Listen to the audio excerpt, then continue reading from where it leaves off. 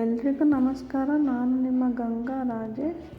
ಇವತ್ತಿನ ವಿಡಿಯೋದಲ್ಲಿ ಸಿಂಪಲ್ಲಾಗಿ ಮಾಡೋ ಟೊಮೊಟೊ ರೈಸ್, ಮೊಸರು ಬಜ್ಜಿ ಮತ್ತು ಬೇಲ್ ಮಾಡೋದು ತೋರಿಸ್ತೀನಿ. ಬನ್ನಿ. ಟೊಮೊಟೊ ರೈಸ್ ಮಾಡೋಕ್ಕೆ ಟೊಮೊಟೊ, ಕೊತ್ತಂಬರಿ, ಕರಿಬೇವು, ಶುಂಠಿ ಬೆಳ್ಳುಳ್ಳಿ ಪೇಸ್ಟ್, ಪುದೀನ ತೊಗೊಂಡಿದ್ದೀನಿ. ಮೊದಲು ನಾನು ಒಲೆ ಮೇಲೆ ಪಾತ್ರೆ ಇಡ್ತಾಯಿದ್ದೀನಿ. ಇವಾಗ ನಾನು 5-6 ಸ್ಪೂನ್ ಎಣ್ಣೆ ಹಾಕ್ತೀನಿ. ಎಣ್ಣೆ ಬಿಸಿ ಆದಮೇಲೆ ಎಣ್ಣೆ ಬಿಸಿ ಆಗಿದೆ.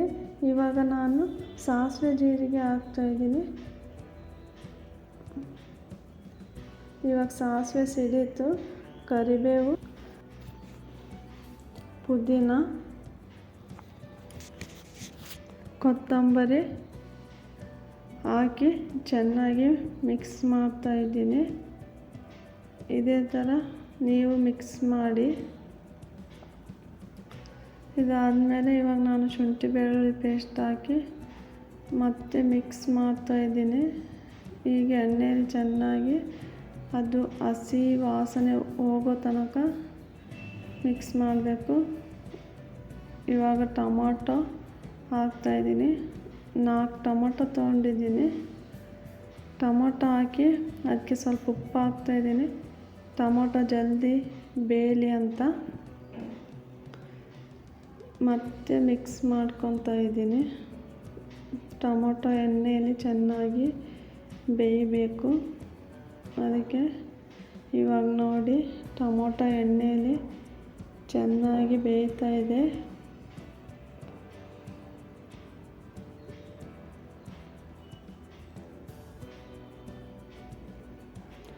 ಇದಕ್ಕೆ 1 ಸ್ಪೂನ್ ಅರಿಶಿಣ,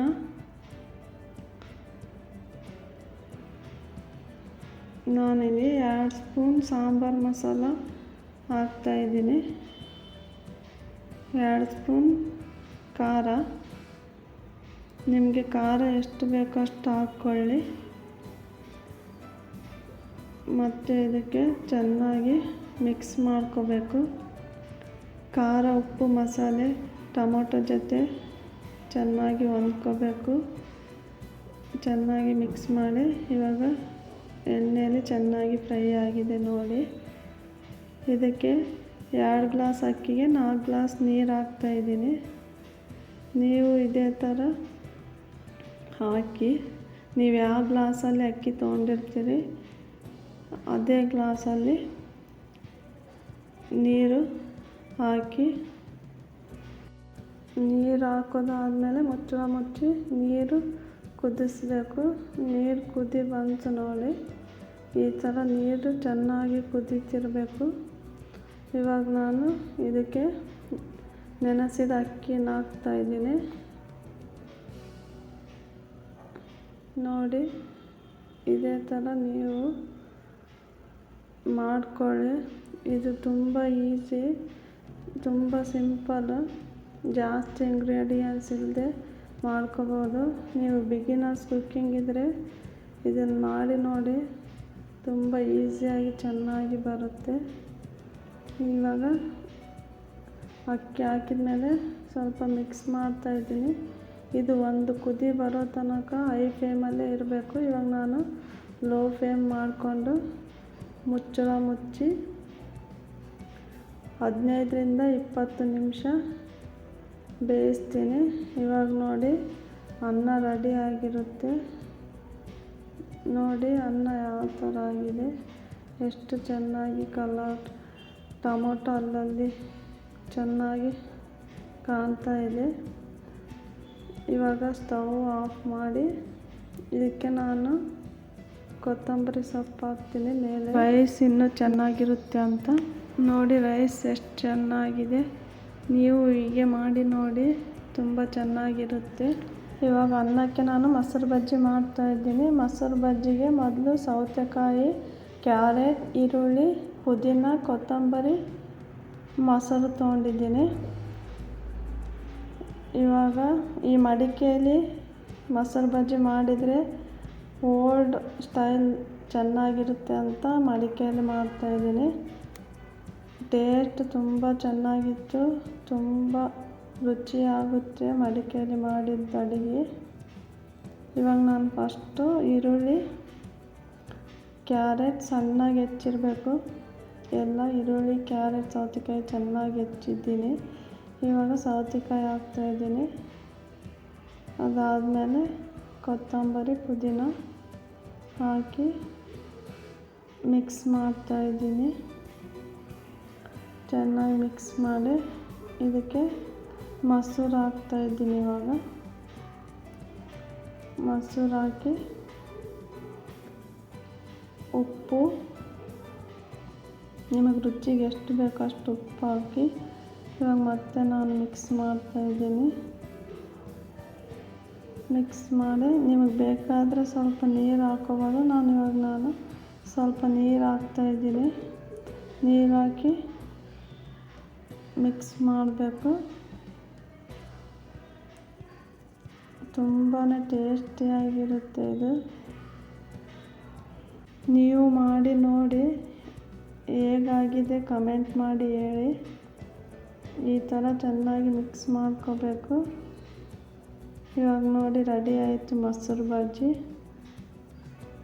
ನೋಡಿ ಎಷ್ಟು ಚೆನ್ನಾಗಿದೆ, ನೋಡೋಕ್ಕೆ ಎಷ್ಟು ಚೆನ್ನಾಗಿ ಕಾಣ್ತಾ ಇದೆ, ತಿನ್ನೋಕ್ಕೂ ಕೂಡ ಅಷ್ಟೇ ಚೆನ್ನಾಗಿರುತ್ತೆ. ಇದು ಟೊಮೊಟೊ ರೈಸ್ಗೆ ಇದು ತುಂಬ ಚೆನ್ನಾಗಿರುತ್ತೆ. ನೀವು ಮಾಡ್ಕೊಳ್ಳಿ, ನೋಡಿ ಎಷ್ಟು ಚೆನ್ನಾಗಿದೆ. ಇವಾಗ ನಾನು ಬೇಲ್ ಮಾಡ್ತಾಯಿದ್ದೀನಿ. ಇದಕ್ಕೆ ಮೊದಲು ಕ್ಯಾರೆಟ್, ಈರುಳ್ಳಿ, ಕೊತ್ತಂಬರಿ, ಟೊಮ್ಯಾಟೊ, ಪುದೀನ, ಹುಣಸೆ ರಸ, ನಿಂಬೆಹಣ್ಣು,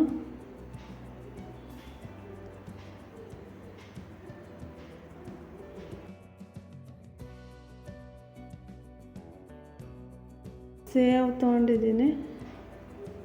ನೋಡಿ ಇವಾಗ ಹೇಗೆ ಮಾಡೋದು ಅಂತ. ಮೊದಲು ಈರುಳ್ಳಿ ಹಾಕಿ ಅದಾದಮೇಲೆ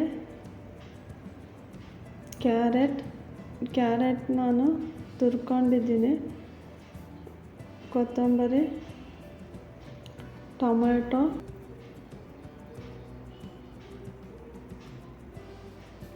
ಪುದೀನ ಹಾಕಿ ಚೆನ್ನಾಗಿ ಮಿಕ್ಸ್ ಮಾಡ್ಕೋಬೇಕು.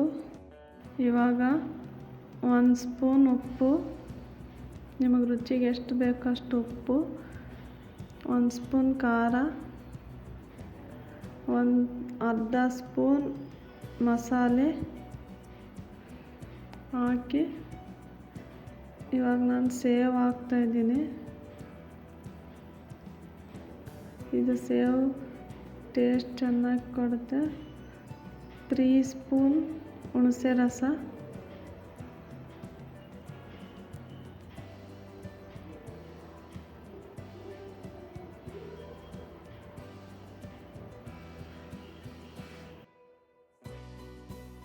ನಿಂಬೆ ಹಣ್ಣಿನ ರಸ ಹಾಕ್ತಾಯಿದ್ದೀನಿ. ಎಷ್ಟು ಉಳಿಬೇಕೋ ಅಷ್ಟು ಹಾಕಿ ಇದನ್ನು ಹೀಗೆ ಚೆನ್ನಾಗಿ ಮಿಕ್ಸ್ ಮಾಡ್ಕೋಬೇಕು. ನೋಡಿ, ನೋಡೋಕ್ಕೆ ಎಷ್ಟು ಕಲರ್ ಎಷ್ಟು ಚೆನ್ನಾಗಿ ಕಾಣ್ತಾ ಇದೆ.